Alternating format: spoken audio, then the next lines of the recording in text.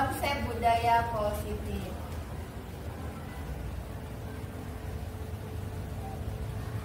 Sebelumnya saya ucapkan terima kasih buat Bapak Ibu semua karena sudah meluangkan waktunya untuk mengikuti kegiatan ini. Mudah-mudahan kegiatan ini bermanfaat dan memberikan kebaikan bagi kita semua, dan insya Allah Bapak Ibu semua juga bisa menerapkan budaya positif di sekolah demi SMA Negeri 6 Kota Cirebon. Bapak Ibu semuanya, untuk memulai kegiatan ini, mari sama-sama kita membaca basmalah. Bismillahirrahmanirrahim. Ya, alhamdulillah Bapak Ibu, di sini saya tidak mengajari, tapi saya ingin sharing apa yang sudah saya dapatkan ketika saya mengikuti kegiatan pendidikan di CGP mengenai budaya positif di sekolah. Nah, untuk berikutnya, mungkin sebelum kita bahas isi dari konsep budaya positif di sini, kita sama-sama menyaksikan video terlebih dahulu. Rizky Juniansyah pemirsa, percobaan kedua 199 kg. Semoga Tuhan beserta Rizky. Berat sekali ini. Baik sekali. Satu dorongan lagi Rizky. Ya, dijaga dengan simbol Rizky Juniansyah. Luar biasa. Tadi ini adalah atlet bangsa kita ya yang sudah meraih juara. Ya.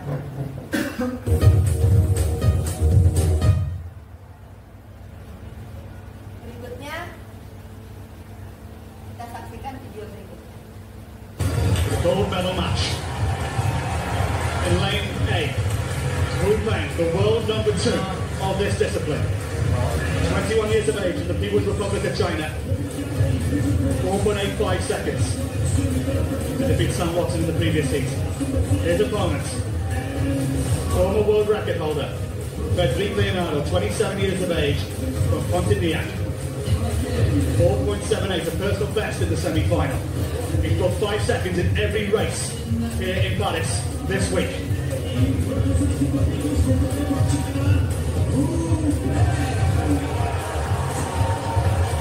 One of these two athletes is 5 seconds away from the Olympic gold medal. This will be fast. This will be quick. This is the men's speed climbing Olympic final.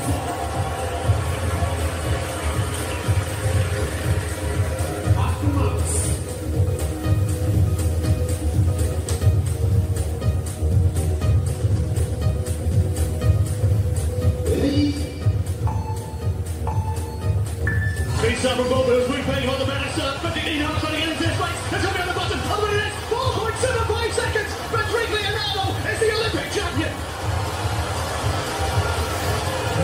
100th of a second off the world record. What a race this was. One of the best we've seen in these whole games. Wu Peng, a lifetime best. It was from the athlete from the People's Republic of China. The Project Paris is complete. For Team Indonesia, they take... Tadi ada 2 orang yang sudah berprestasi di cabang olahraga. Nah, sekarang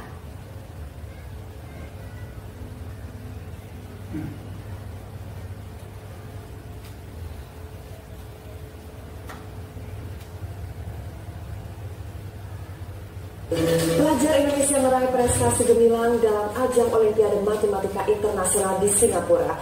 Salah satu peserta dari Indonesia bahkan berhasil meraih nilai tertinggi dan menyabet gelar Grand Champion.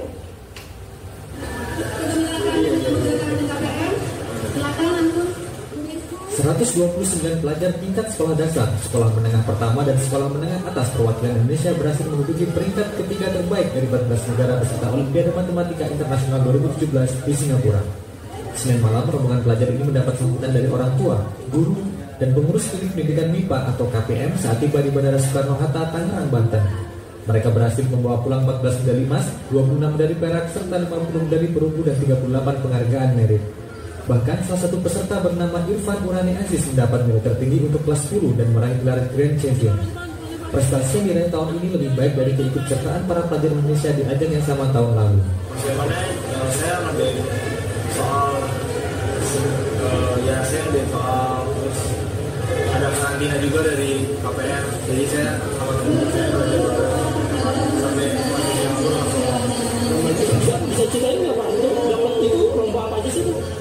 Jadi lombanya 4 hari. Hari pertama tuh kita datang kan, terus hari keduanya kita langsung lomba. Lombanya tuh 18 soal 1,5 jam.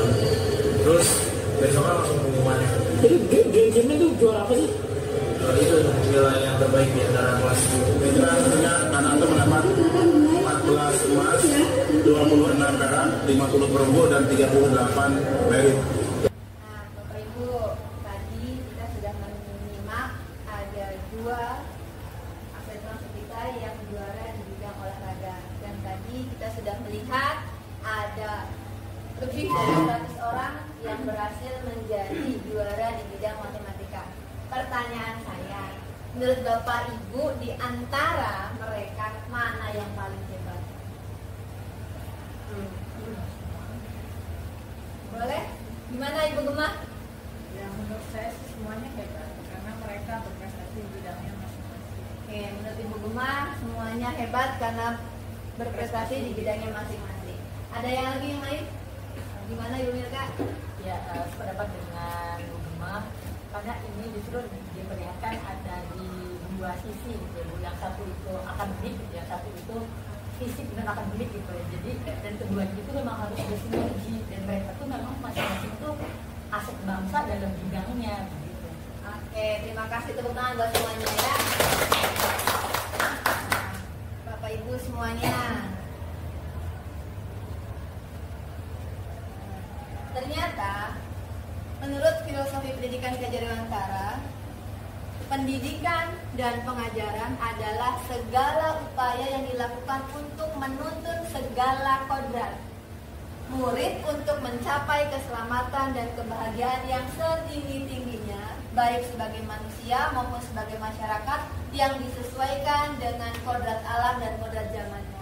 Maksudnya apa? Kita, guru ini nggak bisa bikin anak jadi pintar matematika, jadi ahli matematika. Kita nggak bisa membuat anak jadi harus bisa olahraga. Tapi pada dasarnya setiap anak itu sudah punya kodrat yang Allah berikan dari semenjak dia diciptakan.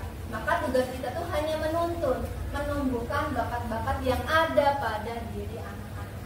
Sehingga untuk mewujudkan hal tersebut, maka sekolah harus bisa menyediakan lingkungan yang aman, nyaman, dan berpihak pada murid. Dengan cara apa? Dengan cara menerapkan budaya positif di sekolah. Nah, untuk menciptakan budaya positif di sekolah, dapat dilakukan dengan menerapkan beberapa konsep. Di antaranya yang pertama, perubahan paradigma belajar. Yang kedua, disiplin positif. Yang ketiga, motivasi perilaku manusia. Kita harus tahu, karena setiap manusia ketika melakukan sesuatu pasti ada motivasinya. Yang keempat, kebutuhan dasar manusia. Yang kelima, ada posisi kontrol restitusi. Dan kemudian ada yang keyakinan kelas. Dan terakhir ada segitiga restitusi. Dalam kegiatan ini insya Allah kita akan belajar bersama-sama mengenai konsep-konsep yang ada dalam budaya positif. Nah, yang pertama adalah tentang perubahan paradigma belajar. Sekarang Bapak Ibu pilih temannya berpasang-pasangan. Bisa? Oke, boleh bertiga Mas. Oke, boleh berpasang-pasangan. Nggak mungkin saya begini, nanti kasihan ini. Sekarang Anda berpasangan. Telepati nanti. Bayangkan setiap Anda adalah orang yang sedang memegang sesuatu yang amat penting bagi kalian semua, bagi Bapak Ibu semua. Oke, sekarang bayangkan Anda sedang memegang di tangan Anda sesuatu yang paling berharga. Tugas pasangan Anda adalah membuat teman Anda membuka tangan tersebut. Oke, silakan. Kira-kira kalau Anda yang memegang benda itu dan dipaksa sama temannya, entah itu mau dirayu, mau dihardik atau dimarahi, atau mau dikitik-kitik barangkali. Sekarang saya beri waktu 10 detik untuk membayangkannya atau mensimulasikannya berdua. Silakan. Ya, boleh minta dia. Silakan bayangkan. Silakan siapa yang mau memegang, dibayangkan aja, dibayangkan saja. Kalau berdua. Ini kayaknya dua akan membuka tangan saya. 10 detik. Ayo benar makan. Ayo saya megang nih, saya mau makan. Begini caranya. 10 detik sudah. Oke, sekarang Pak Muji berpasangan dengan siapa? Pak Ahmad. Oke, posisinya siapa yang memegang, yang menutup kepalan tangannya? Dua-duanya Oke, sekarang ketika Pak Muji menggenggam tangannya, menutup tangannya, apa yang dilakukan Pak Ahmad untuk bisa memaksa atau membuat Pak Muji membuka tangannya? Merayunya, oke. Kira-kira Pak Muji ketika dirayu, apakah akan membuka tangannya? Kecuali kalau rayuannya tepat, pasti saya akan dengan sukarela untuk membuka tangan. Oke, Pak Muji mengatakan kalau rayuannya tepat, Pak Muji akan membuka dengan sukarela tangannya. Oke, artinya apa? Pada dasarnya, kontrol itu bukan dari orang lain, tapi diri kita sendiri. Kita yang mau menentukan apakah mau buka tangan atau enggak, ya kan? Kalau ketika kita merelakan tangan kita untuk dibuka, maka kita akan buka. Tapi ketika kita tidak merelakannya, maka apapun yang diusahakan orang lain pasti akan kita tutup tangannya. Betul Pak Ibu semua? Betul. Itulah yang harus kita pahami terlebih dahulu sebelum kita melanjut ke konsep berikutnya.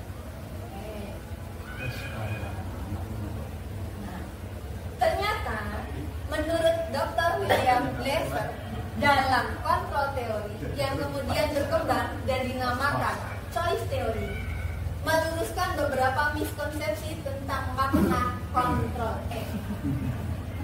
Ilusi yang pertama adalah ilusi guru mengontrol murid.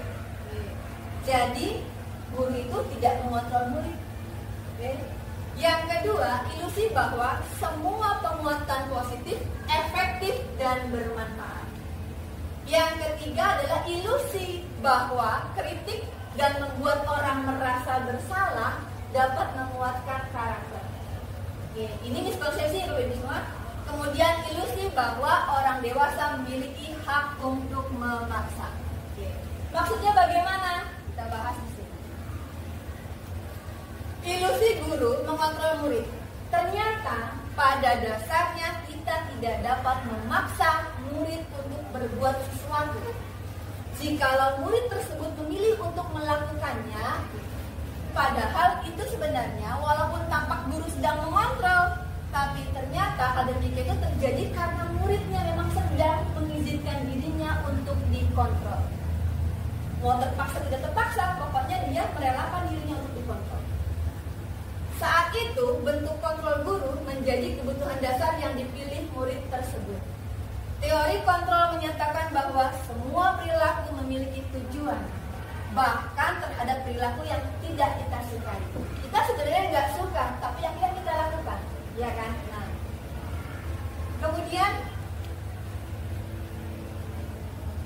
ilusi berikutnya adalah ilusi bahwa semua penguatan positif efektif dan bermanfaat.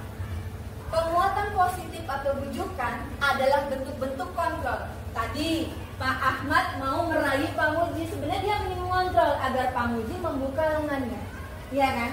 Nah, di sini segala usaha untuk mempengaruhi murid agar mengulangi sesuatu perilaku tertentu adalah suatu usaha mengontrol murid. Kita juga kadang merayu murid kan ya? Oke. Itu sebenarnya kita punya tujuan, ingin mengontrol murid.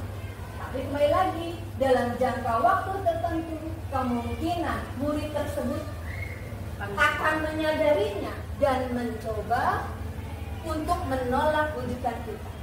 Jangankan murid, anak kita saja ya, misalnya, ayo mandi diberikan es. Mungkin sekarang es bisa berlaku, tapi mungkin besok tidak berlaku wujudan kita.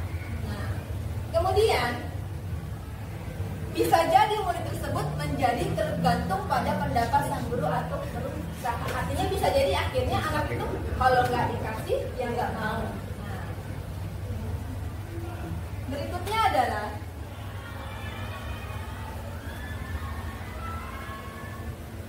ilusi yang ketiga adalah ilusi bahwa kritik dan membuat orang merasa bersalah dapat menguatkan karakter. Maksudnya apa? Menggunakan kritik dan rasa bersalah untuk mengontrol murid menuju pada identitas gagal. Mereka belajar untuk merasa buruk tentang diri mereka. Kadang kita mungkin, emang pantas kayak gitu, ya kamu kok kayak gini. Nah itu sebenarnya tujuannya apa? Ya tadi bisa membuat anak jadi merasa bersalah. Nah ternyata mereka mengembangkan dialog diri yang negatif. Kadangkala sulit bagi guru untuk mengidentifikasi bahwa mereka sedang melakukan perilaku ini, karena seringkali guru cukup menggunakan suara halus untuk menyampaikan pesan negatif. Kadang kita kalau menyindir anak dengan suaranya nggak keras, lembut tapi nyekit. Nah, ya kan? Berikutnya adalah ilusi bahwa orang dewasa memiliki hak untuk memaksa. Maksudnya apa? Banyak orang dewasa yang percaya bahwa mereka memiliki tanggung jawab untuk membuat murid-murid berbuat hal-hal tertentu. Contoh, kita ingin muridnya itu baik ya, makanya kadang kita memaksa. Karena menurut kita, yang menurut kita baik itu harus dilakukan juga oleh murid, ya kan? Nah, apapun yang dilakukan dapat diterima selama ada sebuah kemajuan berdasarkan sebuah pengukuran kinerja. Dan pada saat itu pula orang dewasa akan menyadari bahwa perilaku memaksa tidak akan efektif untuk jangka waktu yang panjang, dan sebuah hubungan permusuhan akan terbentuk. Sekarang kita maksa, ayo, betul saat itu mungkin diikuti, tapi lama-lama anak pasti akan mengadakan penolakan, bahkan lama-lama akan terjadi permusuhan. Nah artinya apa? Sebenarnya kita nggak bisa mengontrol orang, kita pun nggak bisa mengontrol murid. Ketika mereka mengikuti kita, pada dasarnya mereka itu mengizinkan diri mereka untuk dikontrol. Nah itu berawal dari situ, maka bagaimana seseorang bisa berubah dari paradigma stimulus respon kepada pendekatan teori kontrol? Di sini ada Stephen R. Covey dalam bukunya Principles Centered Leadership tahun 1991 mengatakan bahwa bila kita ingin membuat kemajuan perlahan, sedikit-sedikit ubahlah sikap atau perilaku Anda. Namun, bila kita ingin memperbaiki cara-cara utama kita, maka kita perlu mengubah kerangka acuan kita. Ubahlah bagaimana Anda melihat dunia, bagaimana Anda berpikir tentang manusia, ubahlah paradigma Anda. Skema pemahaman dan penjelasan aspek-aspek tertentu tentang realitas. Artinya, kalau kita mau mengubah murid kita, bukan berarti dengan paksaan, tapi kita mengubah mindset. Pada dasarnya kita tidak bisa mengontrol murid. Di sini ada perbedaan tentang stimulus respon dan teori kontrol. Tentang stimulus respon, realitasnya adalah kita selalu meyakini bahwa kebutuhan kita sama, ya kan? Kemudian semua orang melihat hal yang sama. Kadang kita ingin orang itu punya sudut pandang yang sama dengan kita, padahal kita nggak bisa begitu. Kemudian kita mencoba mengubah orang agar berpandangan sama juga dengan kita. Kadang kita secara tidak sadar ya, memberikan masukan, kemudian memberikan cerita agar orang punya pandangan yang sama dengan kita. Orang lain bisa mengontrol saya bisa mengontrol orang lain. Perilaku buruk dilihat sebagai suatu kesalahan, padahal belum tentu yang kita anggap buruk itu ternyata memang buruk, ya kan? Kemudian pemaksaan pada saat bujukan gagal dan model berpikirnya adalah menang. Kalau saya berhasil bujuk, saya menang, berarti saya punya pengaruh.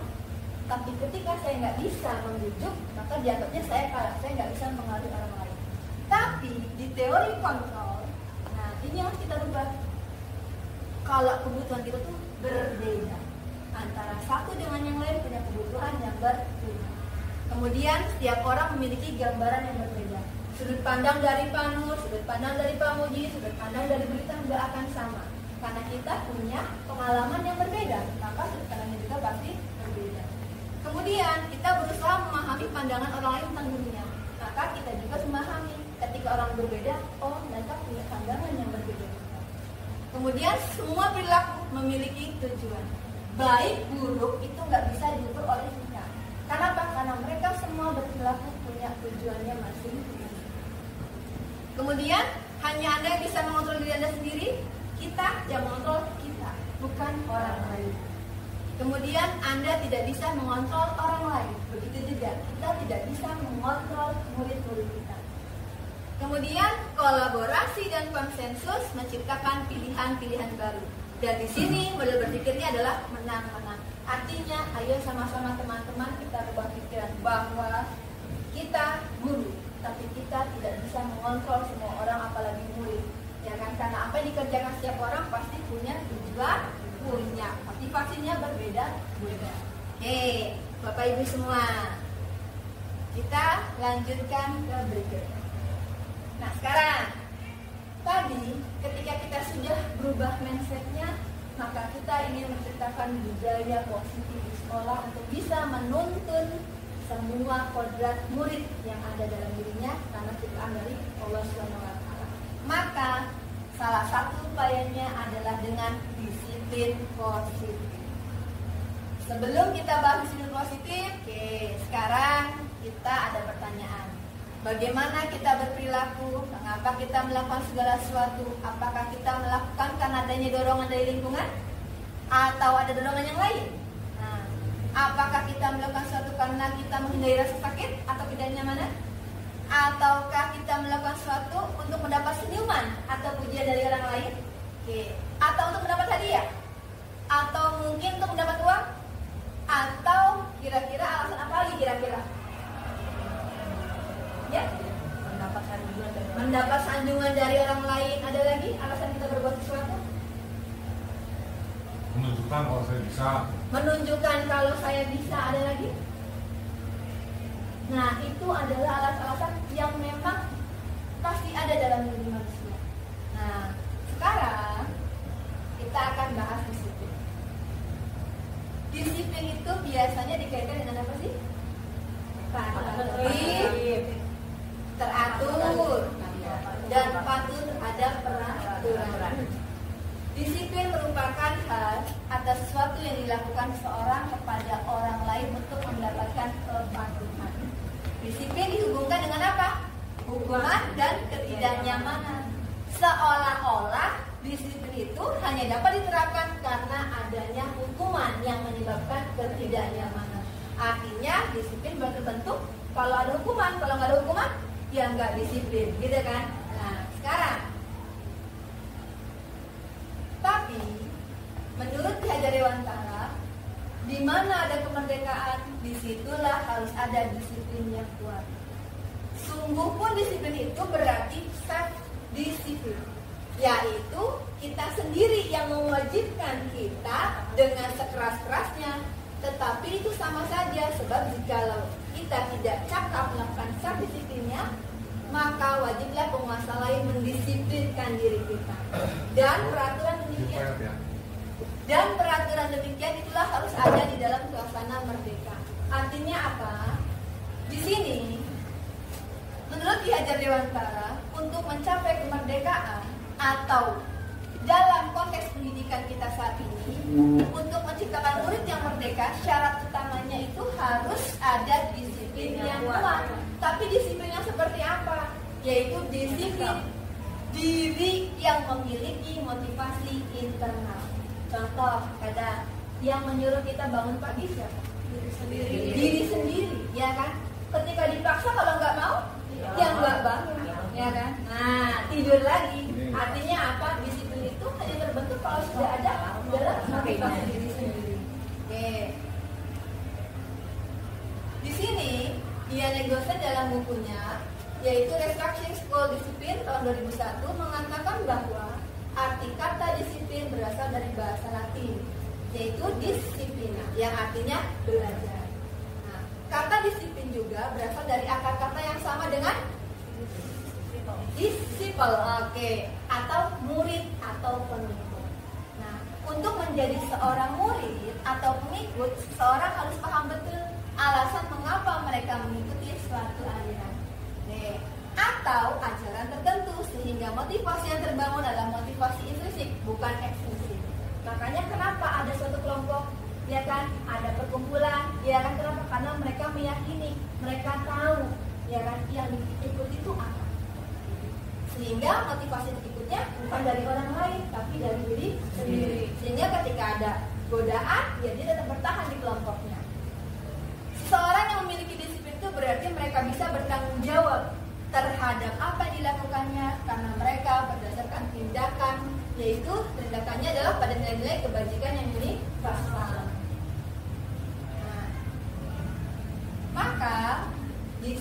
positif itu dapat dimaknai yaitu sebagai bentuk kontrol diri, yaitu belajar untuk kontrol diri agar dapat mencapai suatu tujuan mulia yang mengacu pada nilai-nilai atau prinsip mulia yang dianut seseorang.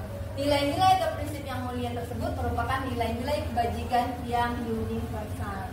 Nah, Bapak Ibu semuanya, kira-kira nilai-nilai apa sih yang membuat kita jadi punya disiplin diri? Ada tujuan, ada kesadaran, ada kemauan, tanggung jawab, keikhlasan. Itulah nilai-nilai yang menurut kita bisa mengubah diri kita, ya kan? Penting buat kita, penting buat hidup kita. Artinya untuk mencapai disiplin bukan aturan, bukan hukuman, tapi nilai yang harus ditanamkan pada diri murid di sekolah. Nah, sekarang ketika kita menerapkan disiplin positif, maka kita harus tahu dulu motivasi perilaku manusia.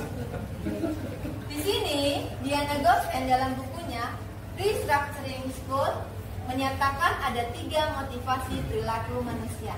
Yang pertama, untuk menghindari ketidaknyamanan atau hukuman. Ini kayaknya paling sering dilakukan karena saya pun mengalami begitu. Biasanya taat karena takut dihukum.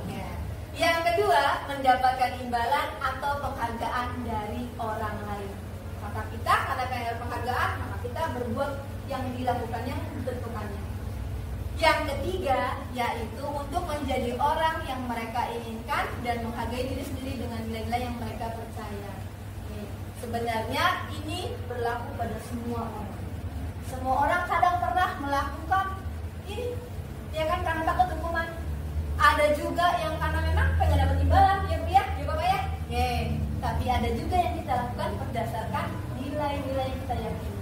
Apa yang paling utama? Nilai keimanan dan ketakwaan. Kita ibadah itu benar-benar kita yakini. Betul Bapak Ibu semuanya? Nah, sekarang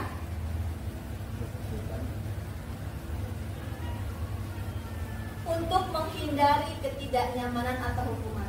Maksudnya bagaimana?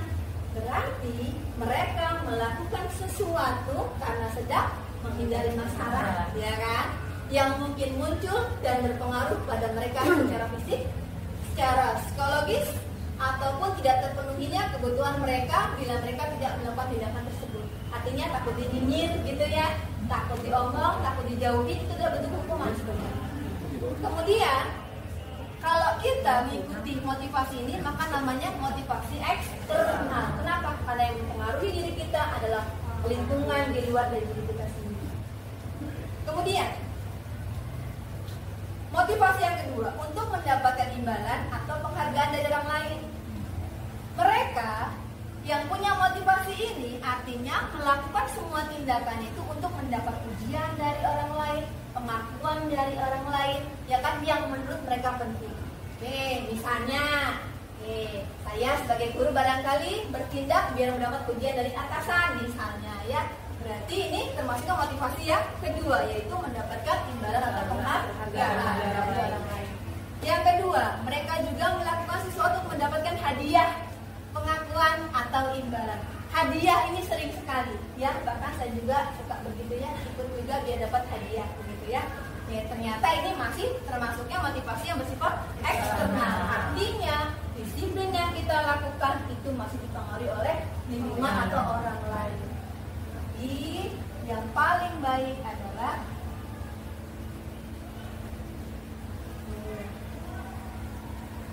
yaitu untuk menjadi orang yang mereka inginkan dan menghargai diri sendiri dengan nilai-nilai yang mereka percaya. Artinya mereka melakukan sesuatu karena nilai-nilai yang mereka yakini dan hargai. Kita sholat dipaksa? Tidak, karena kita yakin dengan nilai-nilai yang ada. Kemudian mereka ingin orang-orang melakukan nilai yang mereka yakini tersebut. Dan ini adalah motivasi yang akan membuat seseorang memiliki disiplin positif. Karena apa? Karena motivasi berperilakunya bersifat internal. Contoh, kalau kita di jalan pakai helm, kira-kira Bapak Ibu kenapa pakai helm? Biar selamat. Biar selamat. Oke. Kenapa Pak Muji kita harus pakai helm? Gimana Uci? Biar safety. Ya, artinya ketika kita berpikir biar nggak ditilang, kita masih motivasi pakai helmnya adalah eksternal, takut hukuman. Tapi ketika kita sudah menyatakan, oh biar selamat, artinya kita punya keyakinan yang kita yakini kalau pakai helm akan memberikan keselamatan, insya Allah. Gitu ya Bapak Ibu semua. Nah sekarang, manakah motivasi Bapak dan Ibu ketika Bapak Ibu melakukan suatu tindakan? Lebih sering yang mana? Motivasi pertama, kedua, atau ketiga? Semuanya bercampur. Ada saatnya kita mengikuti atau motivasi yang pertama ya, hukuman. Yang kedua bisa jadi untuk mendapatkan imbalan atau hadiah. Dan yang ketiga juga kita juga melakukan juga karena kita punya nilai yang kita yakini. Dan ini memang dilakukan oleh semua manusia, bahkan sama murid-murid kita. Jadi murid-murid kita juga mengikuti disiplin itu bisa karena tiga alasan tadi. Karena memang takut sama hukumannya. Yang kedua, karena memang ingin mendapatkan penghargaan, biar dipuji wali kelasnya barangkali. Dan yang ketiga, yang mereka yakin mereka sebagai pelajar memang ingin menjadi pelajar yang baik sesuai dengan harapan orang tuanya. Nah, di sini Bapak Ibu semua, dalam penerapan disiplin di sekolah pasti akan terkait dengan istilah apa? Hukuman, konsekuensi, penghargaan, dan restitusi. Ada kasus Bapak Ibu. Anton, kamu tidak mengerjakan tugas, silahkan keluar dan tulis tugasnya 2 kali.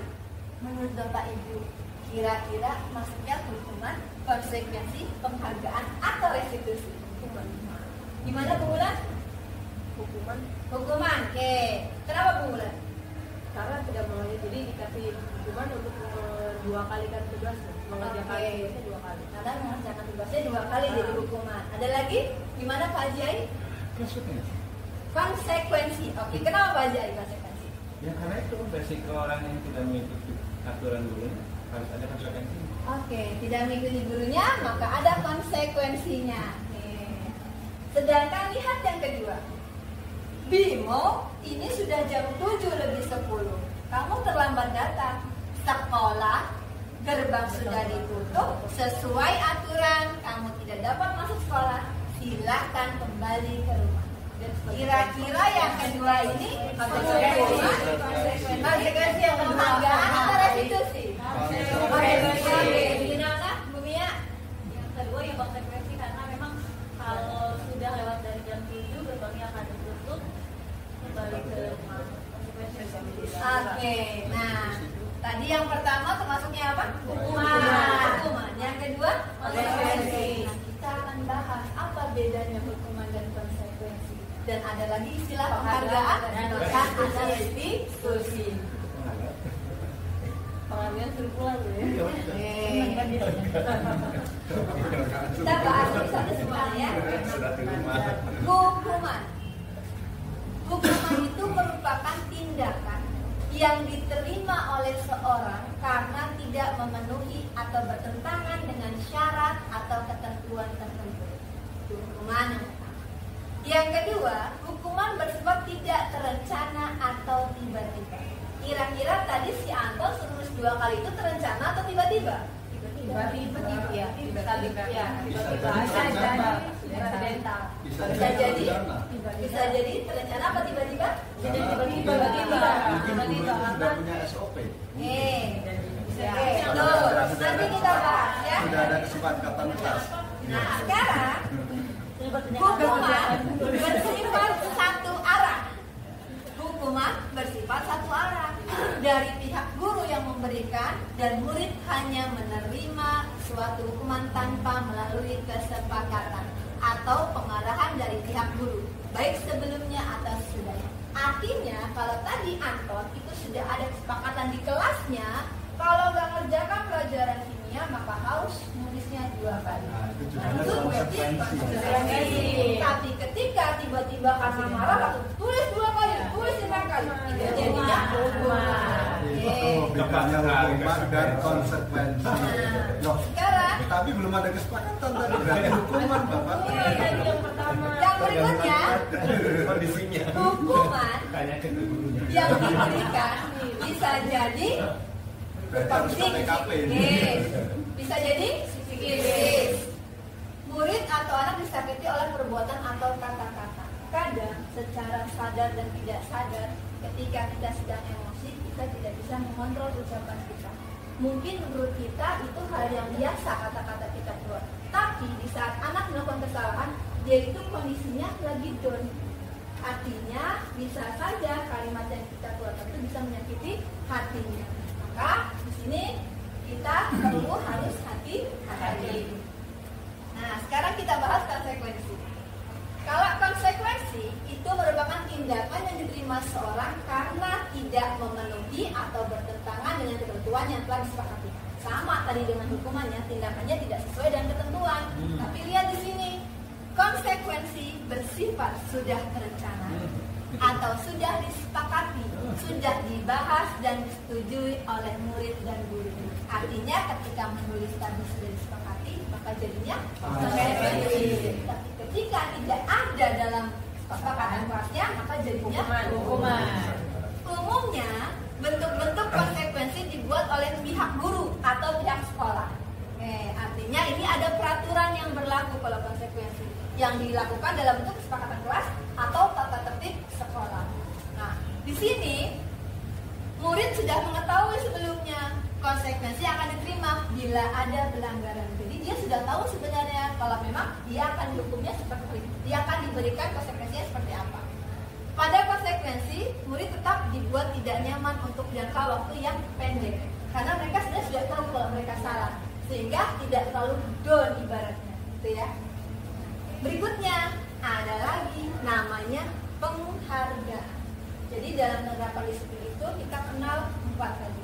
Ada namanya hukuman, ada namanya konsekuensi, dan ada lagi namanya penghargaan. Apa sih penghargaan itu? Penghargaan merupakan pengakuan atas tindakan yang telah dilakukan sesuai dengan syarat-syarat tertentu. Penghargaan dapat berupa hadiah, benda, uang, atau pengakuan atau penghormatan. Dan penghargaan juga dapat digunakan untuk mengontrol perilaku seorang. Pernahkah Bapak Ibu semua menggunakan penghargaan di kelas untuk mengontrol anak-anak? Karena apa contohnya Mirka? Ya kalau misalkan saya pertama yang paling ditolak ujian. Ujian, oke. Ujian. Kemudian bintang. Masih bintang, oke. Setiap satu tugas itu bintang. Yang nanti akan digunakan gitu setiap akhir semester. Oke. Ada lagi? Boleh? Saya masih hanya di ujian ya ujian Oke.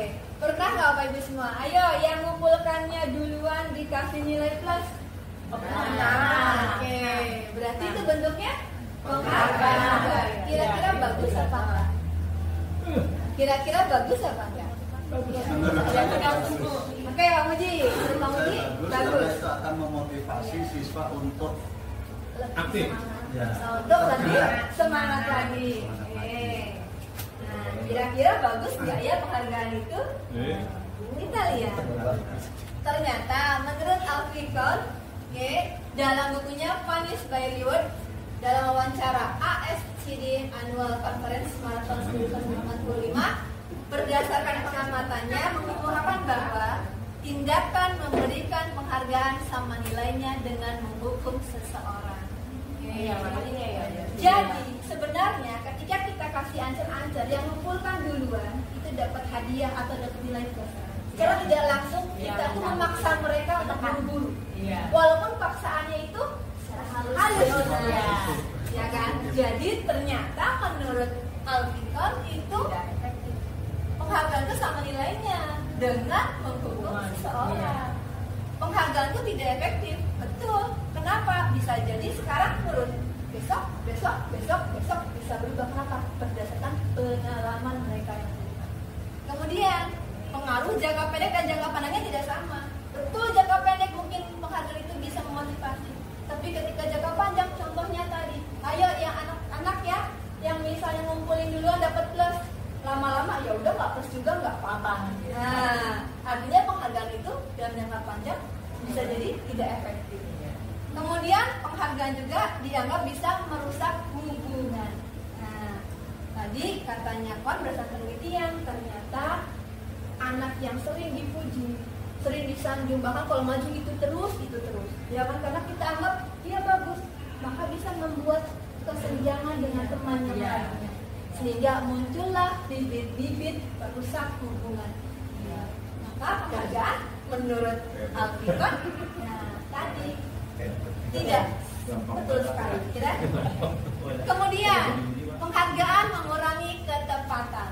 Berdasarkan penelitiannya, beliau mengatakan bahwa ternyata orang yang termotivasi dengan penghargaan lama-lama dia punya tekanan. Ketika dia punya tekanan, maka dia ketepatan dalam mengerjakannya mulai berkurang.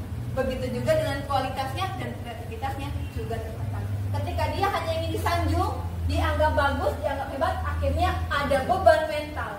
Sama seperti halnya atlet ya, ketika dia banyak support dari banyak orang, ketika dia harus bertanding, dia mengalami depresi karena tekanan yang tinggi. Harus menang, harus juara. Nah itu artinya ternyata penghargaan juga sama nilainya dengan menghargai ya. Lalu dari 3 tadi ada satu lagi poin, namanya restitusi. Nah, apa restitusi itu teman-teman semuanya? Itu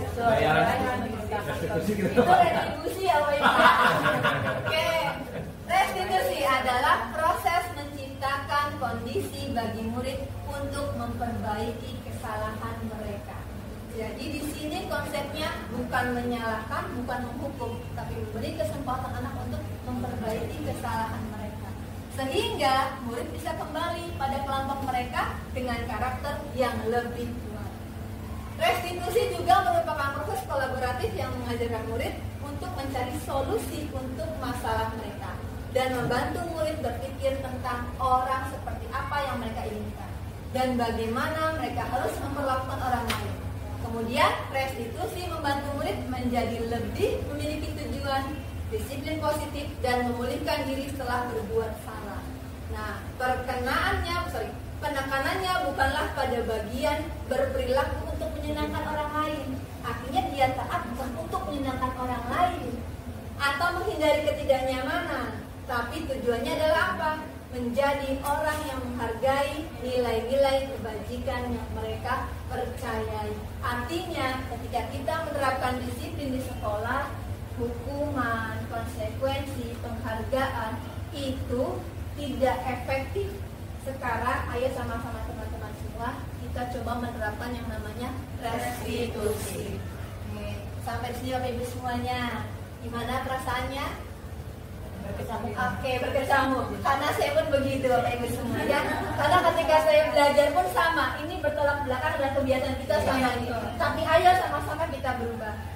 Pernah melihat film yang kejadiannya di Jogja yang dilakukan oleh guru BK?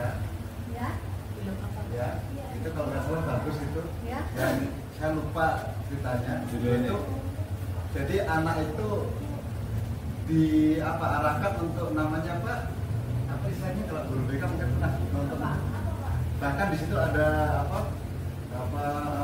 dalam alurnya itu ada si guru BK itu marah kepada penjual karena diserobot itu. Ya judulnya namanya itu ya. Ibu bisa ceritakan? Gimana itu isinya? Padahal dia sebenarnya ngomong sui, tapi ternyata viral jadi asui jadi itu. Jadi itu caranya kalau nggak salah itu ya. Marah sama penjual terus akhirnya kan viral ya Pak ya. Ya, padahal sebenarnya kalau orang Jawa asui. Jadi maksud asui itu maksud apa? Jadi apa? Refleksi. Nah, jadi istilahnya anak itu kalau misalkan dikasih hukuman itu namanya bukan hukuman, itu refleksi. Jadi dia harus mengingat kesalahan-kesalahannya itu. Nah jadi istilahnya adalah tadi kita punya solusi namanya restitusi. Anak paham kesalahannya, anak juga harus bisa mencari solusi atas kesalahan yang diperbuatnya. Mudah-mudahan kita semua bisa begitu Bapak Ibu semuanya ya. Amin. Karena memang dilema juga ya. Kita harus bisa berubah. Oke, insya Allah. Nah, tadi kita sudah mengenal ada perubahan paradigma, ada disiplin positif, kemudian kita kenal tadi ada hukuman, ya kan? Ada penghargaan, ada konsekuensi, kemudian ada retribusi. Nah, ada hal yang paling utama juga yang harus kita ketahui, yaitu apa? Yaitu kebutuhan dasar manusia. Kenapa? Karena pada dasarnya apapun yang kita lakukan itu tujuannya adalah memenuhi kebutuhan dasar manusia. Kita berangkat bekerja karena kita memenuhi kebutuhan dasar manusia, ya kan? Apa saja kebutuhannya? Yang pertama ada kebutuhan bertahan hidup. Apa contohnya bertahan hidup tadi? Makan, minum, gitu ya, istirahat, tidur. Makan, minum ya. Izin minum dulu ya. Boleh, silakan. Oke. Ini Kemudian motivasi juga buat kita. ya betul, silakan. Kemudian ada kasih sayang dan rasa diterima. Oke. Kita butuh kasih sayang, butuh, ya kan? Kita butuh kasih sayang ada dari orang tua, dari pasangan, ya kan? Dari anak. Oke, kita butuh. Berikutnya ada penguasaan, ingin diakui prestasinya. Bahkan banyak orang yang mengupload di posting biar apa? Biar diakui, karena mereka punya kebutuhan ingin diakui. Apa yang mereka lakukan? Di posting, ya kan? Di sosial media, ya kan? Agar apa? Agar mendapat pengakuan apa yang sedang mereka lakukan. Itu sebenarnya tujuannya apa? Memenuhi kebutuhan dasar hidup manusia. Kemudian ada kebebasan. Kebebasan ini yaitu memiliki pilihan atau otonomi. Artinya kita tuh kadang pengen punya, terserah saya maunya merah ya merah, saya maunya biru ya biru. Artinya dia sedang memenuhi kebutuhan apa? Kebebasan. Ada saat-saat kita nggak mau diatur, ya kan? Karena kita pengen punya pilihan sendiri. Apalagi mencari pasangan. Oke, pasti inginnya sendiri ya Bapak semuanya ya. Iya. Kemudian ada yang namanya kebutuhan dasar. Nah, apa contohnya? Main, ya kan, bertawa, bercanda, itu kalau kita bercanda, bersenda gurau itu tujuannya sebenarnya sedang memenuhi kebutuhan apa? Kesenangan. Nah, begitu juga dengan murid Bapak Ibu semuanya. Jadi murid itu ketika melakukan sesuatu pada dasarnya mereka juga sedang memenuhi kebutuhan. Ada kebutuhan kesenangan, main game saja. Dia sedang memenuhi kebutuhan kesenangannya. Oke, kalau sering tidur kalau pelajaran memenuhi kebutuhan juga. Apa kebutuhannya? Itu.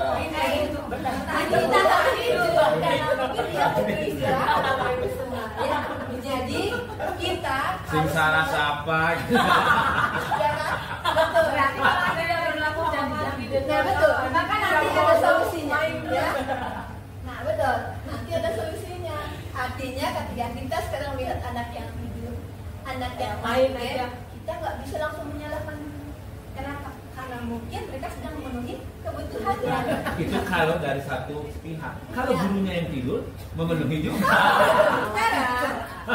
Karena kita sudah tahu ada namanya kebutuhan dasar yang ingin dipenuhi oleh semua orang, baik itu dari usia masih kecil sampai dewasa sampai tua, maka kita harus memahami. Selanjutnya, ketika kita sudah memahami apa itu kebutuhan dasar manusia, maka ada yang berikutnya adalah posisi kontrol guru. Nah, tadi tahu ya kalau setiap siswa juga punya kebutuhan yang ingin mereka penuhi, maka kita posisinya ada di mana? Nah, Bapak Ibu semuanya, sekarang kita lihat. Yuk sama-sama kita cek videonya.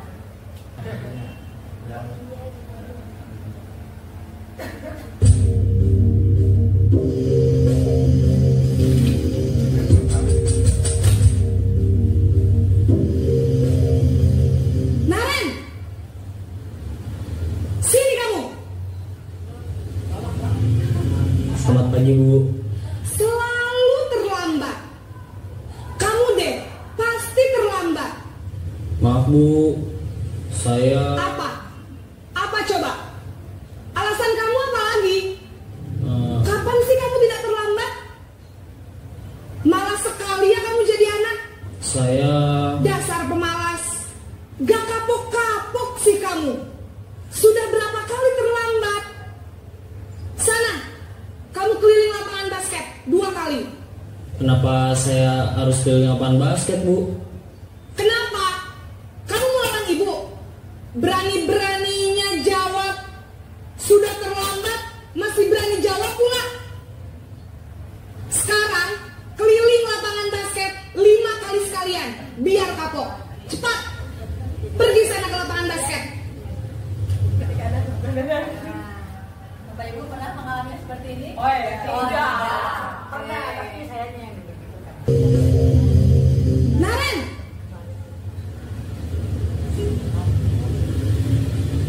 Selamat pagi, Bu. Naren, kamu kenapa terlambat lagi, nak? Ya Tuhan, Naren, kamu senang ya bikin ibu susah ya? Kalau kamu terlambat lagi, nanti ibu yang ditegur bapak kepala sekolah, nak. Disangka ibu tidak bisa membina kamu. Duh, gimana ini? Maaf, Bu. Duh, Gusti Naren, kamu suka ya kalau ibu ditegur bapak kepala sekolah? Terus, sekarang ibu harus tulis apa yang di buku absen? Ini kamu sudah sering terlambat loh. Ibu harus apa coba? Maaf, Bu. Maaf sekali. Ya sudah, lain kali jangan bikin ibu susah lagi anak ya. Ibu tidak akan kuat lagi kalau kamu begini terus. Bisa jantungan kalau ibu ditegur bapak kepala sekolah. Sana cepat ke kelas. Maaf ya, Bu. Maaf sekali. Maafnya cuma sekali. Pernah mengalami seperti ini? Nah, Berikutnya.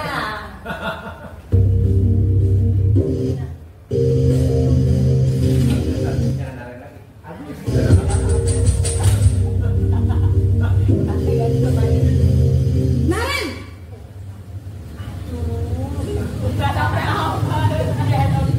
Selamat pagi, Bu. wah, sudah jam berapa ini nak? Terlambat lagi ya sayang. Iya, Bu. Habis ibu saya lupa bangunkan saya, Bu. Kamu malah menyalahkan ibu kamu. Kamu bukannya anak yang larinya paling kencang. Kok terlambat sih? Iya, Bu. Saya memang terlambat bangun tadi.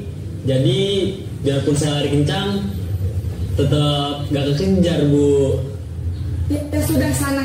Nanti lain kali larinya lebih kencang lagi ya. Biar gak terlambat lagi. Bikin seneng ibu. Demi ibu. Bisa kan? Bisa lah, Bu. Ya sudah sana masuk kelas. Ibu beresin urusan absen kamu. Kamu ini ada-ada saja. Ini harapannya selalu kencang lagi ya? Iya. Kan kalian harus dibagi lagi.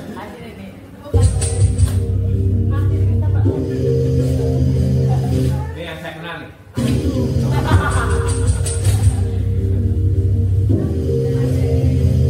Naren, Aduh, mana gambarnya? Aduh. Ahmad. Selamat pagi, Bu. Naren, apa peraturan sekolah kita tentang jam berapa kita harus masuk sekolah, nak? Kita harus di sekolah jam 7, Bu. Iya betul, sekarang sudah jam 7.20. Naren sudah tahu konsekuensinya jika terlambat hadir. Paham, Bu. Saya harus tinggal kelas pas jam istirahat selama 20 menit. Iya benar, konsekuensinya demikian. Jadi nanti jam 9.30 pas istirahat, kamu harus tinggal di kelas, kerjakan tugas tambahan untuk ketertinggalan kamu, ya? Baik, Bu. Jadi yang keempat ya. Sekarang kita lihat yang kelima.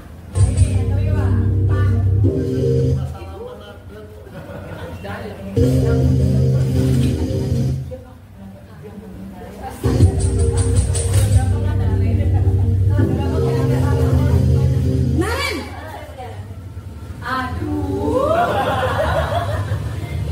Selamat pagi, Bu. selamat pagi Naren. Maaf, Bu. Saya terlambat. Iya, sekolah masuknya jam 7, sekarang sudah jam 7.20. Jadi sekarang bagaimana ini Naren? Maaf, Bu. Saya lupa setel alarm saya semalam. Baiklah, menurut kamu, keyakinan sekolah yang mana yang perlu perlu kamu tingkatkan? Menghargai diri sendiri dan orang lain mungkin ya Bu. Setuju. Jadi, apakah Naren meyakini prinsip saling menghormati tersebut? Iya Bu, saya meyakininya. Apakah Naren bersedia memperbaiki masalah keterlambatan ini? Bersedia Bu. Bagaimana kamu akan perbaiki masalah keterlambatan ini? Saya akan coba untuk tidak lupa menyetel alarm saya Bu. Baik, kalau Naren lupa menyetel alarm di rumah, ada orang yang kira-kira bisa bantu mengingatkan tidak? Ada Bu, kakak saya, Kak Emma. Ada lagi selain Kak Emma? Selain Kak Emma, ada ibu saya. Baik, jadi yang mengingatkan Naren adalah Kak Emma dan ibu kamu ya? Kira-kira akan mulai setel alarm kapan nih Naren? Setelah pulang sekolah, akan segera saya lakukan. Baik, jadi Naren akan setel alarm untuk bangun besok pagi dan akan diingatkan oleh kakak dan ibunda Naren ya? Ada lagi yang mungkin perlu dilakukan Naren? Agar tidak terlambat bangun lagi. Tidak ada Bu.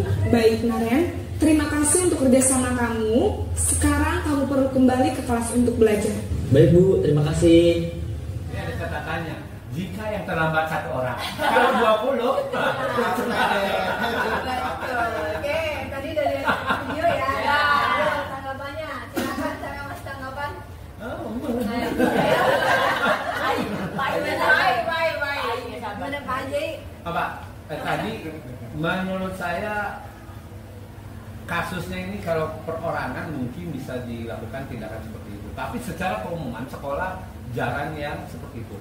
Pada saat keterlambatan biasanya kan lebih dari 1, 2, penanganannya harus massal, tidak bisa satu persatu ditanya satu demi satu seperti itu. Menurut saya malah tidak efektif lah, karena terlalu lama, terlalu panjang. Ya, bahwa sanksi yang diterapkan oleh sekolah itu emang harus bersifat umum gitu. Kalau satu personal kelas 1 itu kasusnya masih banyak, mulai dari terlambat, kereta api, segala macam. Menurut saya ya. Jadi kalau secara kelas, secara keseluruhan, hukuman itu harus sama rata. Oke, itu dari Haji. Ada lagi yang pendapat boleh? Menurut saya kesulitan antara penerapan teori dengan realita saja. Jadi kalau misalkan secara teori memang ini bagus, tapi tadi dengan konsep atau dengan teori dengan seperti contoh begitu gitu. Kadang kita seperti sih Bu, karena saya kan ya mungkin kita juga semua merasakan ketika fresh graduate gitu ya. Saya ketika fresh graduate di kampus itu dijejali pembelajaran metode tuh ini, model tuh ini, ke anak tuh ini gitu. Tapi pelaksanaannya tuh beda gitu. Jadi karena kan itu sih basic teori, tapi memang ya teori itu memang harus kita hatamin ya, harus kita selesaikan. Tapi untuk penerapannya betul seperti yang tadi Aji sampaikan gitu. Memang ada pengalaman, ada kebijakan lingkungan, pengaruh sekolah dan yang lain-lainnya gitu. Oke, terima kasih Bapak Ibu semuanya. Tepuk tangan dulu. Di sini ada 5 video yang menampilkan 5 posisi guru sebagai kontrol disiplin di sekolah. Oke. Nah, apa saja posisi tadi? Saya mau jawab. Bulan. Kalau posisi kenapa? Bulan tahu nama ini. Benar. Saya jawab ya Bu. 5 posisi kontrol. Video pertama tadi menunjukkan yang mana kira-kira? Kalau yang pertama tadi nih, yang tadi tuh yang penghukum ya pertama menghukum. Iya, sesuai dengan hukumnya. Ya, yang kedua yang pertama pembuatan kesalahan. Nanti ibu jantung. Nanti ibu jantung. Ini susah. Yang ketiga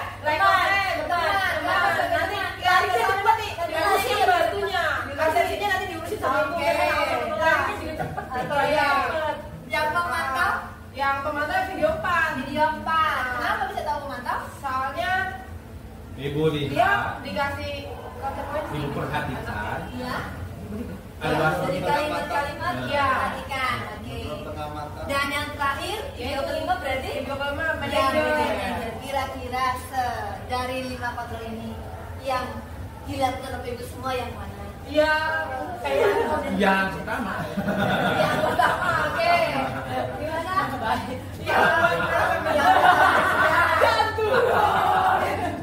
Ibu sebagai guru BK yang mana biasanya? Teman memantau dan manajer. Oke, saya juga sama Bu. Saya dulu tuh ini Bu nomor 1 sebagai hukum kelas berat Bu ya. Nah, tapi seiring berjalannya waktu dan kita memahami kondisi juga, maka kita juga harus berubah seperti tadi, merubah paradigma dalam belajar. Bahwa apa yang dilakukan itu pada dasarnya adalah memang satu karena punya motivasi, yang kedua karena memang mereka punya hak untuk memenuhi kebutuhan mereka. Nah, di sini kita akan bahas kalau posisi kontrol guru sebagai penghukum, pasti ya kan secara prosesnya akan menghasilkan murid yang memberontak, pendendam, dan suka menyalahkan orang lain. Maka ketika anak kita marah, kita salih, dia tidak menyalahin itunya dulu, Bu. Karena dia posisinya sedang dihukum. Nah, dampaknya murid akan mengulangi kesalahan yang berulang kali dan perilakunya menjadi agresif. Berikutnya, kalau misalnya kita sebagai guru mempunyai posisi sebagai pembuat rasa bersalah, maka menghasilkan murid yang suka menyembunyikan, menyangkal, dan berbohong. Kenapa? Karena dia takut dianggap salah, maka dia cenderung berbohong. Kemudian dampaknya apa? Jadi rendah diri. Karena saya disalahin terus, ya kan. Kemudian akhirnya merasa gagal dan merasa tidak berharga. Ya udahlah, sama kerja ini juga nggak dianggap. Ini salah, saya gini salah, ya kan. Enggak, no berharga. Iya, bagaimana? Berikutnya, posisi kontrol guru sebagai teman. Ketika kita menempatkan diri sebagai teman, maka akan menghasilkan murid yang tergantungan. Maksudnya gimana? Ibu-ibu kalau apa-apa ngadunya sama ibu yang dianggap teman, ya kan? Bahkan dia bisa bercerita sama ibu yang dianggap teman ini dibandingkan sama wali kelas sendiri barangkali, ya kan? Karena merasa sebagai teman. Nah, ternyata dampaknya murid akan ketergantungan, sehingga apa-apa ngadunya sama guru yang dianggap sebagai teman tadi. Kemudian akhirnya tidak mandiri. Kenapa? Kalau sama guru yang dianggap sebagai teman cenderung udah sih Bu, nggak apa-apa sih biar akhirnya si guru pun ya udahlah nggak apa-apa, batasannya hilang seperti itu. Tidak mandiri dan tidak bisa memutuskan sendiri. Berikutnya yang keempat yaitu posisi guru sebagai teman, menghasilkan murid yang menyesuaikan bila diawasi. Contoh, kacu, dipakai. Kalau ada dilepas lagi, ya kan? Oke. Nah, ini sebagai mantap. Sabuk. Nah, ya kan? Ya, seperti itu. Artinya nanti anak itu hanya akan mengikuti aturan kalau pas diawasi atau ada orang tersebut atau guru tersebut yang sedang ada di dalam, ya kan? Nah, karena saya pun merasakan seperti itu semua ya. Oke. Dampaknya ternyata murid menitik beratkan akibat atau risiko yang terjadi pada diri sendiri. Kemudian murid berpikirnya akan mendapatkan hadiah atau hukuman. Jadi dia melakukan sesuatu itu karena apakah akan dapat hukuman atau akan dapat hadiah. Atau misalnya, wah saya kalau ke ruang guru nih nggak pakai sepatu, wah bahaya nih, udah nggak jadi ke ruang guru. Nah, ya kan? Ada siapa? Ada Budi. Nggak begitu. Nah,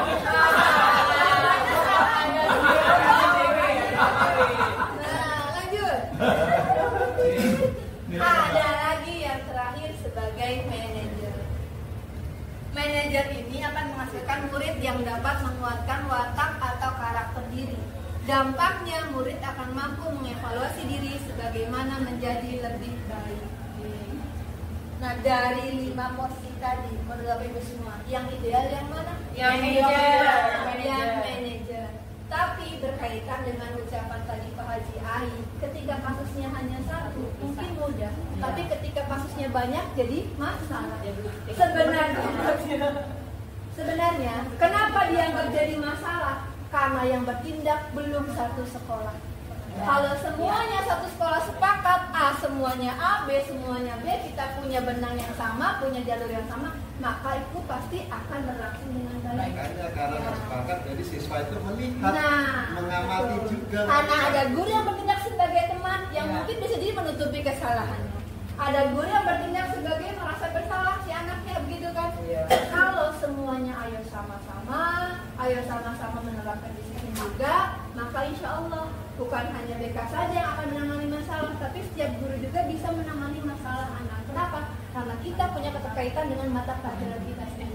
Ya, ketika kita sudah bisa menerapkan di kelasnya, insya Allah nggak nyampe sampai ke ruang BK dengan jumlah pasiennya banyak, gitu ya.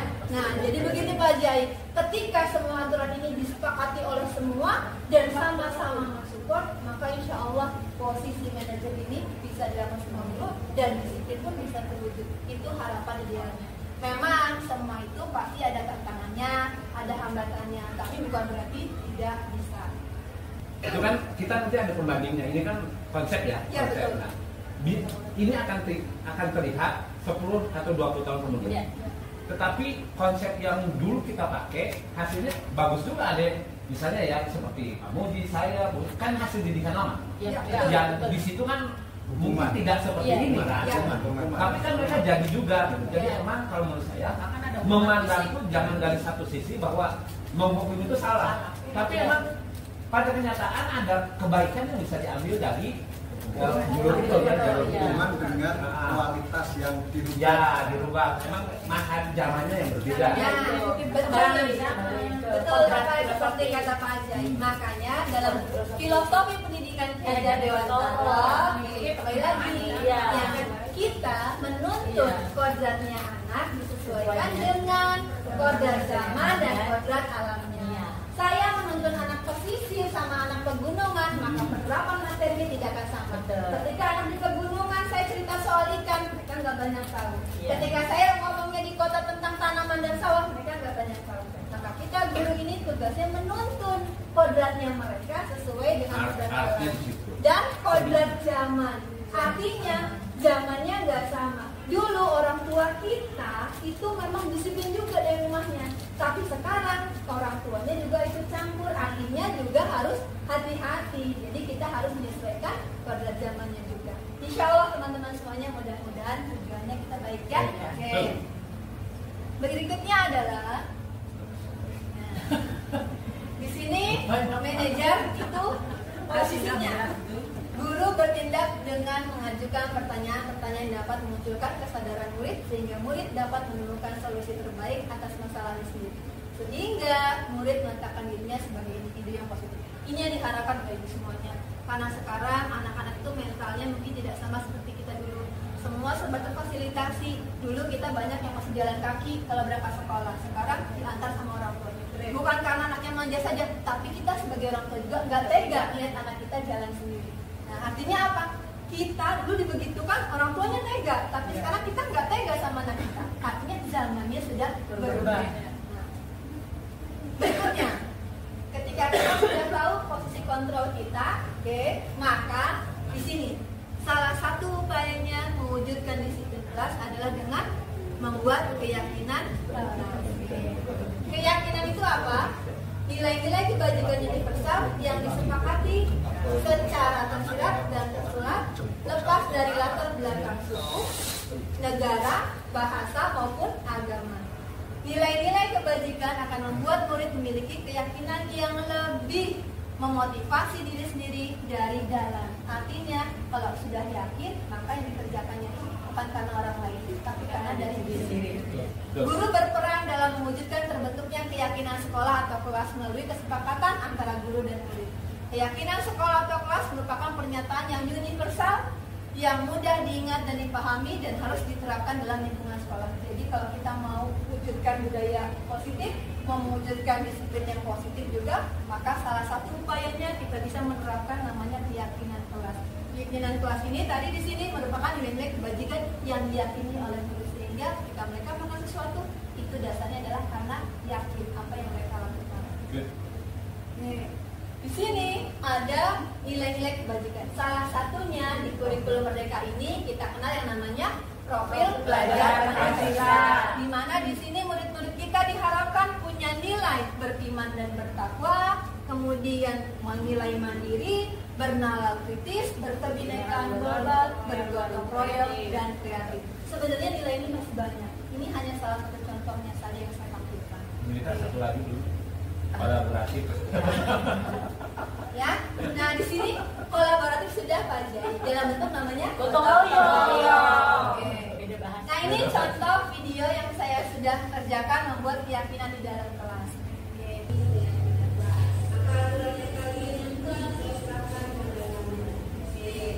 Nah, di kolom pertama kalau tulisannya di sini saya membuat keyakinan kelas, oke, dengan menggunakan aplikasinya Padlet. Artinya setiap anak menunjukkan aturan yang ingin mereka buat di kelas dengan menggunakan Padlet. Nanti Padletnya akan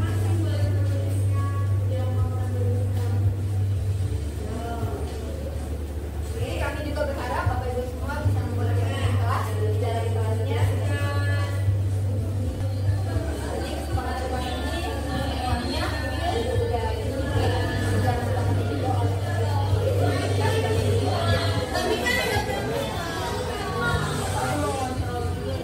ya, maka kita pandu karena ada pertanyaan-pertanyaan yang bisa muncul kan, kita pandu. Ini sedang membahas tentang mengapel kelas. Mintanya hari apa dibahas. Oke. Tadi aturan yang dibuat itu kan masih ada kalimat tidak boleh makan di kelas. Nah, untuk menuju keyakinan maka tidaknya ini harus kita rubah menjadi kalimat yang positif. Sehingga ketika ada kalimat tidak boleh makan di kelas, maka kita cari kalimat yang lainnya yaitu Sebaiknya makan istirahat di kantin. Nanti setelah dalam bentuk kalimat positif baru kita cari nilai-nilai apa yang ada di situ. Contoh, ketika ketika melihara benda-benda di dalam kelas, berarti ada nilai di situ. Nilai apa? Nilai kebersihan, nilai tanggung jawab. Maka keyakinan itu dibentuk dalam atau dibuat disusun dalam bentuk nilai-nilai kebajikan. Ya, jadi bukan lagi kalimat larangan atau perintah, tapi dalam bentuk kalimat-kalimat nilai-nilai kebajikan. Sehingga diharapkan apa? Diharapkan nilai itu bisa diyakini oleh setiap murid kita sehingga bisa mengikuti disiplin yang positif. Nah, berikutnya, nah ini yang tadi kita bahas ya, ada namanya restitusi. Ya, tadi kita bahas tentang segitiga restitusi. Di sini ada contoh. Oke, mudah-mudahan bisa nyala. Assalamualaikum Ibu. Waalaikumsalam Melati. Silakan duduk. Melati sehat? Sehat Ibu. Melati, apa benar yang disampaikan Ibu Bulan? Katanya Melati memakai pewarna bibir di sekolah. Tidak Bu, ini bukan pewarna bibir, ini hanya pelembab bibir. Oh, pelembab bibir. Ya, pelembab bibir itu penting buat bibir kita. Apalagi di Cirebon ini udaranya panas, sehingga kadang membuat bibir kita pecah-pecah dan kering. Kalau pelembab bibir yang sekarang Melati pakai, yang seperti apa? Yang ada warnanya Bu, tapi tipis kok pakainya biar gak pucat. Iya betul, memang kalau misalnya pakai pelembab yang berwarna membuat bibir kita menjadi segar dan juga cerah. Melati, Ibu mau tanya, apakah Melati masih ingat dengan keyakinan kelas kita? Ingat Bu. Oke, nah dengan menggunakan pelembab bibir yang berwarna, kira-kira Melati ini belum memenuhi keyakinan kelas yang mana? Disiplin keseragaman dan kesederhanaan Bu. Nah betul, lalu apa yang sebaiknya Melati lakukan? Iya Bu, Melati seharusnya Melati memakai pelembab bibir yang tidak berwarna Bu.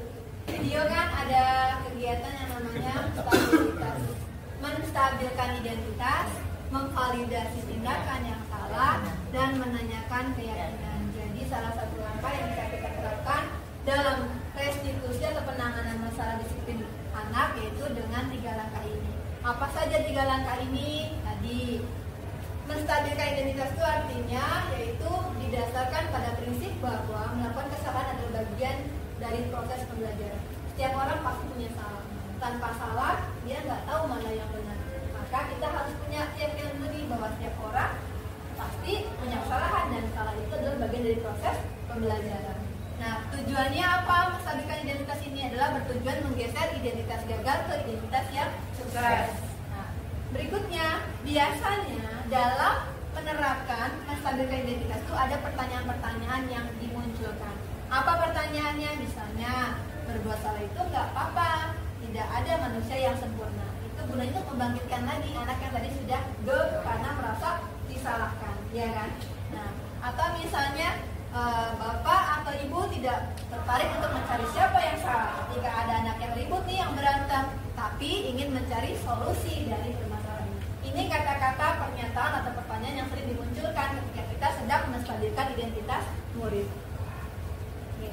Berikutnya adalah memvalidasi tindakan yang salah. Hal ini dilakukan berdasarkan prinsip bahwa setiap tindakan yang dilakukan adalah untuk memenuhi kebutuhan tertentu. Tadi ketika anak mungkin pakai lipstik yang berwarna merah, dia sedang memenuhi kebutuhan apa? Ingin diakui, ya kan? Mungkin dibilang cantik, atau juga untuk bertahan hidup karena bibirnya rusak. Nah, ya kan? Betul ya. Kebutuhan hidupnya, ya kan? Itu hidup. Kemudian pertanyaan-pertanyaan yang sering muncul adalah, nah, kamu pasti punya alasan mengapa melakukan itu, ya kan? Artinya kita mencari tahu dulu. Jadi nggak bisa langsung A, B, C, D, E, F, ya, secara penerapan restitusi. Kemudian yang ketiga yaitu menanyakan keyakinan. Di sini murid diberikan pertanyaan-pertanyaan bermakna yang memunculkan motivasi intrinsik pada murid. Murid mampu mengaitkan keyakinannya dengan tindakan yang salah yang telah dilakukan. Harapannya adalah murid itu tahu yang dia lakukan adalah salah dan dia tahu gimana sebaiknya yang dia lakukan.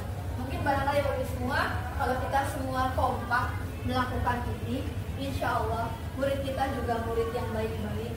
Pasti insya Allah bisa terwujud yang namanya budaya positif di sekolah. Ini kesimpulannya. Untuk mewujudkan pendidikan yang menuntut segala kodrat murid, maka pendidikan dan pengajaran yang dilaksanakan harus berpihak pada murid. Berpihak pada murid di sini adalah bagaimana kita bisa membuat murid memunculkan potensi-potensi dirinya. Kemudian pendidikan yang berpihak pada murid dapat diwujudkan melalui budaya positif di sekolah, sehingga tercipta lingkungan belajar yang aman dan nyaman.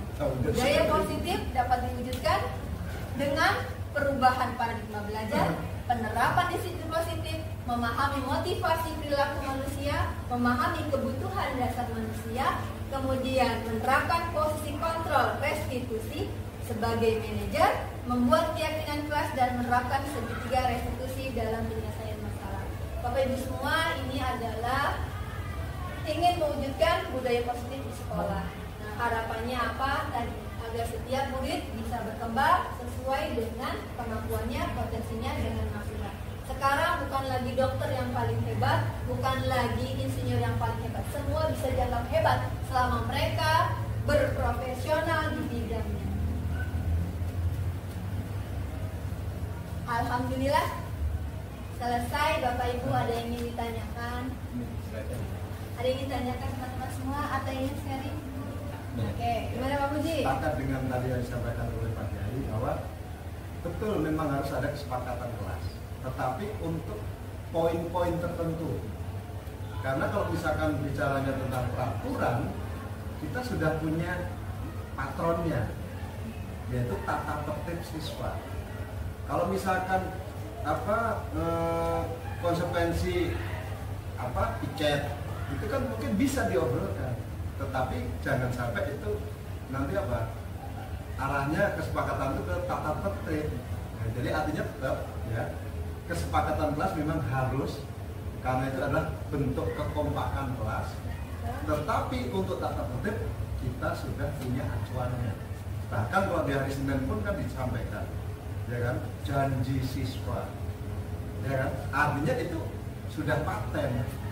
Ya, makanya sebenarnya kembali lagi kekompakan kita untuk mencoba mensosialisasikan dan mengingatkan serta menerapkan dengan kapasitas masing-masing, sehingga nanti tidak ada ke ruang guru, ada yang takut gara-gara ada Pak ini misalkan, ya, ada Bu ini. Menurut saya, terima kasih Bu Tiwi sudah sharing ilmunya kepada pribadi saya dan teman-teman di sini. Tempatnya juga kadang tuh seperti ini, konsepnya tuh kita sudah tahu gitu, pelaksanaannya. Jadi menurut saya mungkin perlu ada momen atau apa gitu ya, mungkin minimal MGMP dulu atau bagaimana, itu kita masing-masing saling ingatkan agar terus berlangsung seperti ini gitu kan. Jadi sepertinya sih kayak kadang perlu konsisten saja untuk menjadinya, karena kan kadang kita udah tahu konsepnya, akan dilakukan, kadang suka lupanya ingat jadinya gitu. Jadi perlu konsisten untuk menjaga ini, dan betul tadi kata kamu juga harus bersama agar mewujudnya juga secara bersama. Mudah-mudahan harapannya kita semua bisa berubah, bisa menuju yang lebih baik, baik buat siapa, baik buat kita sebagai guru, dan terutama buat murid-murid kita, karena mereka masih panjang perjalanannya bisa untuk meraih suksesnya. Oke, terima kasih, kurang lebih mohon maaf.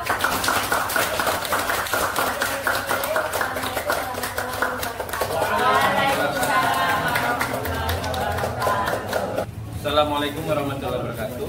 Waalaikumsalam warahmatullahi wabarakatuh. Pada hari ini saya didaulat untuk bisa menyaksikan dan mengikuti aksi nyata modul diseminasi konsep budaya positif di sekolah oleh Bu Hajah Pratiwi Handayani SPD. Pada prinsipnya adalah bahwa nilai-nilai yang diberikan pada paparan Bu Hajah Pratiwi adalah sangat baik. Tinggal di tataran aplikasi yang harus kita terapkan, dan mungkin di situ nanti kita akan melihat antara teori yang diberikan dengan kenyataan, mungkin ada art atau seni dari gurunya untuk menerapkan supaya apa yang menjadi landasan itu bisa diterapkan secara baik. Yang dipaparkan oleh Bu Haji Tiwi sangat baik dari awal sampai akhir, dan saya mengucapkan terima kasih. Saya mendapatkan banyak ilmu di sini. Mudah-mudahan ilmu yang diberikan Bu Haji Tiwi pada saya dan teman-teman bisa bermanfaat dan bisa diterapkan di sekolah SMA Negeri 6 Cirebon. Terima kasih. Saya ucapkan sukses buat Bu Haji Tiwi. Mudah-mudahan selalu bersinar. Terima kasih. Assalamualaikum warahmatullahi wabarakatuh. Assalamualaikum warahmatullahi wabarakatuh. Waalaikumsalam warahmatullahi wabarakatuh. Alhamdulillah, saya bisa mengikuti kegiatan yang dilaksanakan oleh Bu Pratiwi Handayani SPD, ya, di mana dalam kesempatan ini menyampaikan tentang diseminasi konsep budaya positif di sekolah. Ya, materi yang disampaikan tadi memang menarik, dan harusnya ini perlu disampaikan kepada pihak sekolah sehingga nanti ada tindakan dari sekolah untuk menyepakati disiplin atau budaya positif di sekolah kita. Dan tentunya budaya positif dan disiplin di sekolah ini akan terlaksana jika ada kekompakan dari seluruh warga kelas, baik itu sebagai guru, sebagai pengarah dan mungkin pengontrol, dan juga siswa sebagai manusia-manusia muda yang kita didik untuk menjadi disiplin dan berbudaya positif. Terima kasih atas kesempatannya, dan semoga Bu Pratiwi selalu sukses selalu. Amin. Amin ya robbal alamin. Bismillahirrahmanirrahim. Saya ucapkan terima kasih kepada Ibu Pratiwi Handayani telah melakukan aksi nyata modul 1.4 diseminasi konsep budaya positif di sekolah. Ini